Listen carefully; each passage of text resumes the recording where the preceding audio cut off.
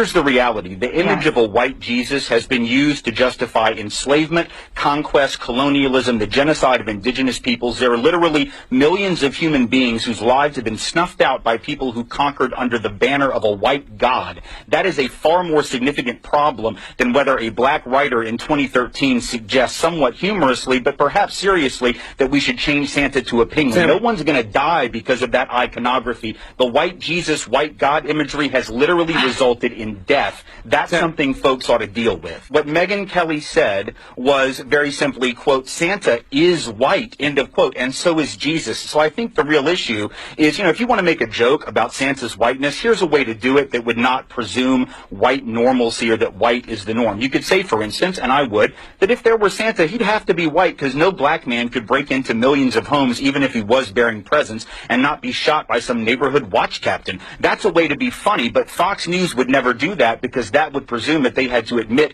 racial profiling and racism were real. So there's that. I think the real issue is that she made a statement of fact, not for her own opinion, but fact. There's a difference between believing in Santa and believing in Jesus or the Buddha. Buddha did not come from Kansas. Jesus was not born in a manger in central Pennsylvania. He was a man of color, and the fact that we have represented him for centuries, literally as a white man, speaks to the entire history of white supremacy. We can act like it didn't happen. We can make it the punchline of a joke, but the reality is this iconography, Jesus more so than Santa, I agree with Mel here, Jesus more so than Santa is a real problem. There's a reason we've represented these icons as white. It's not a coincidence that we've done that. Okay. Do you think there's something inherently wrong? I understand you're saying that a white Jesus has been used to do horrible things, but here's the difference, and Reza is right.